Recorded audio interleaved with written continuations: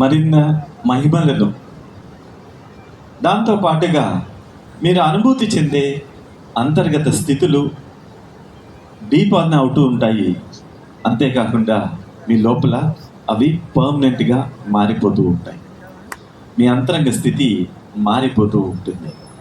అనుగ్రహం వచ్చింది అంటే అది ఎన్నో రకాలుగా మనకి సహాయం చేస్తూ ఉంటుంది. ఈరోజు జరుపుకునే ఈ ఉత్సవము ప్రపంచవ్యాప్తంగా అమ్మా భగవాన్ భక్తులందరూ అత్యంత ఆనందంగా జరుపుకుంటూ ఉన్నారు. భగవాన్ భూమి మీద వచ్చున్నారు అంటే వారి యొక్క భౌతిక దేహము కాదు, అది ఒక్కటే ముఖ్యం కాదు. దాని వెనుకనున్న ఆ పరమాత్మ పరంజ్యోతి ఈ మానవ దేహం దాల్చి భూమి మీదకి వచ్చున్నారు. ఆ రాకని మన ఉత్సవముగా జరుపుకుంటూ ఉన్నాం. మరి మరొక దేహంతో వచ్చారు అంటే, మరొక రూపంతో వచ్చారు అంటే భక్తుల్ని పెంచుకోవడానికి వస్తున్నారా? మరింత ఫాలోవర్స్ పెంచుకోవడానికి వస్తున్నారంటే కానే కాదు. భగవాన్ ఈ రాకల ఉద్దేశము మనుషులందరికీ, మీ అందరికీ జీవన్ముక్తిని అందించడానికి, మీకు కొత్త విశ్వాసాలని సృష్టించడానికి కాదు, కొత్త నమ్మకాలని కలిగించడానికి కాదు, కొత్త అనుభవాలని ప్రసాదించడానికి. మీకు అమ్మా భగవాన్ వచ్చారు అంటే ప్రపంచం అంతా మార్చేస్తారు అని అనుకుంటున్నారేమో. ప్రపంచాన్ని మార్చడానికి అమ్మా భగవాన్ రాలేదు. మరి దేనికి వచ్చారు? మీ హృదయాల్లో లేదా మీ మనసులో ఉన్న దుఃఖాన్ని అంతం చేయడానికి వచ్చారు. మీ గురించి అమ్మా భగవాన్ భూమి మీదకి వచ్చున్నారు. మీ గురించే అమ్మా భగవాన్ ఎంతో పాటుపడుతూ అనుగ్రహాన్ని కురిపిస్తూ ఉన్నారు.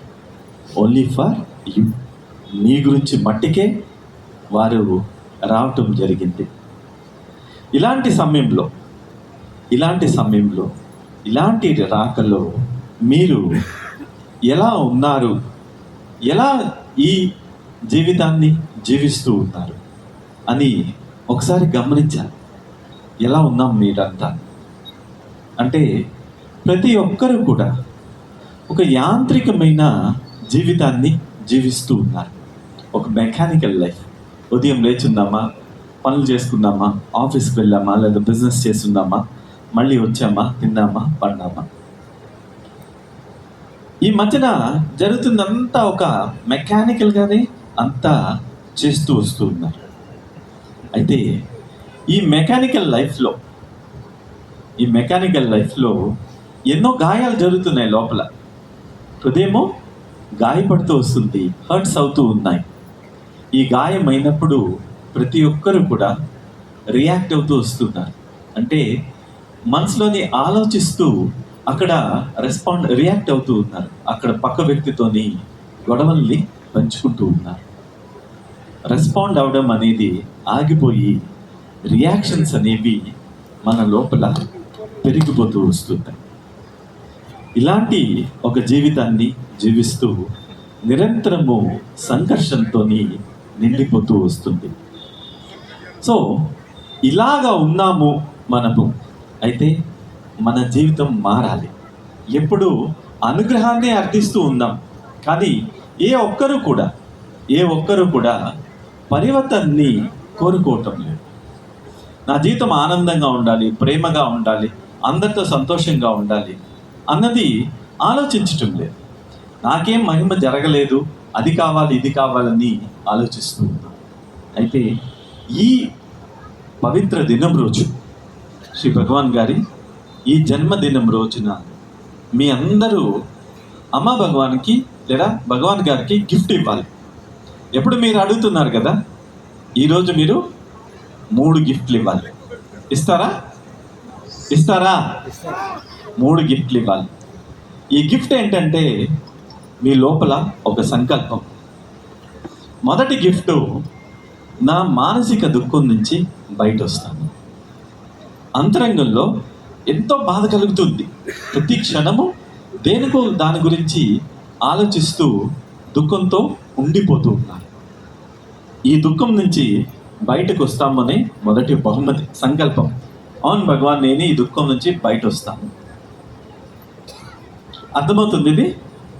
అర్థమైంది, వెరీ గుడ్. రెండో బహుమానము, మీరు ఇవ్వాల్సింది ఒక ఎరుక లేని ఒక జీవితాన్ని జీవిస్తూ ఉన్నారు. ఏ పని చేస్తున్నారో ఆ పని మీద ఏకాగ్రత అనేది ఉండట్లేదు. పనిలో ఏకాగ్రత ఉండట్లేదు.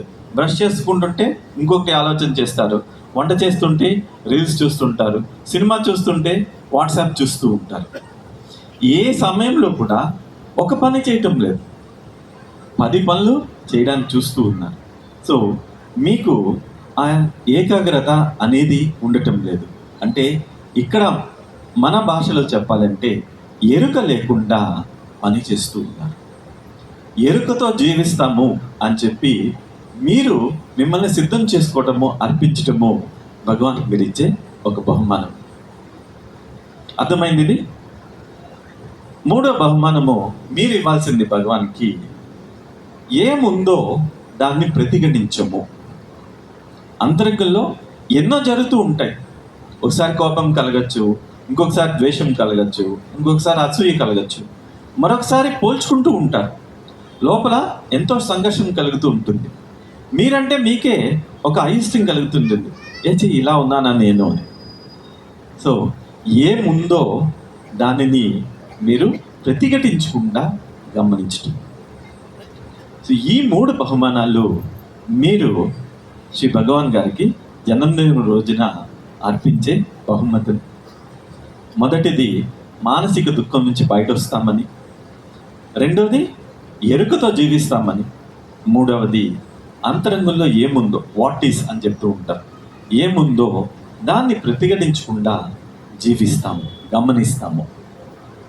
ఈ 3 చేస్తూ ఉన్నట్లయితే వెంటనే భగవాన్ మీకు తిరిగి బహుమతి ఇచ్చేస్తారు కదా. ఆయన ఏది ఉంచుకోరు, వెంటనే మీకు తిప్పి మళ్ళీ ఇచ్చేస్తారు. ఈ 3 బహుమతులు మీరు ఇస్తే మీకు మరో 3 బహుమతులు భగవాన్ ఇస్తారు. వెంటనే క్లాప్స్ కొడుతున్నారు మీకు వస్తుందంటే. సో ఫస్ట్ బహుమతి ఏం లభిస్తుంది అంటే, ప్రతి ఒక్కరి లోపల ఒక నెగిటివ్ ప్యాటర్న్స్ జరుగుతూ ఉంటాయి.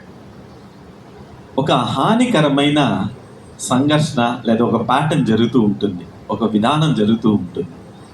ఒకటి ఆగిపోతుంది, నెగిటివ్ ప్యాటర్న్ అనేది ఒకటి ఆగిపోతుంది.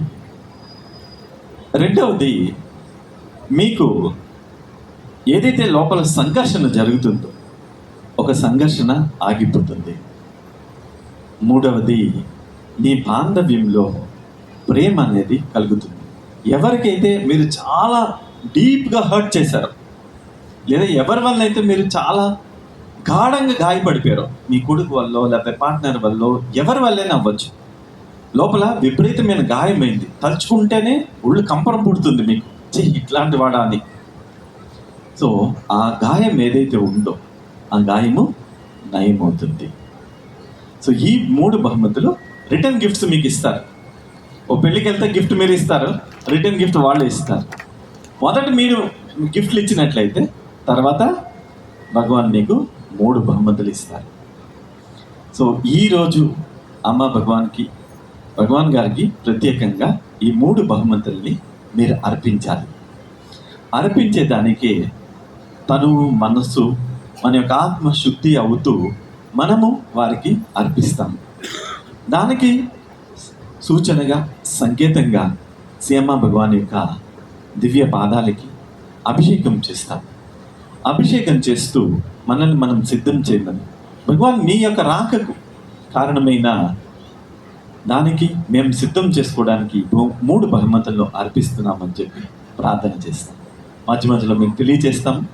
ఆ ప్రార్థన సమయంలో మీరు ప్రార్థనలో నిమగ్నం అవుతారు. చివరిగా ఈ అభిషేకం అదంతా అయిపోయిన తర్వాత ఈరోజు మీరు ఇక్కడ వచ్చిన దానికి మీకు ఒక స్పెషల్ గిఫ్ట్ మీకు భగవాన్ ఇస్తారు. అదేంటన్నది మీకు అభిషేకం తర్వాత తెలియజేస్తాము. అందరూ శ్రద్ధగా పాల్గొనండి. హృదయంలో మీ భగవాన్ తలుచుకుంటూ వారికి జన్మదిన శుభాకాంక్షలు తెలియజేసుకుంటూ ఈ యొక్క అభిషేకంలో పాల్గొంటారు.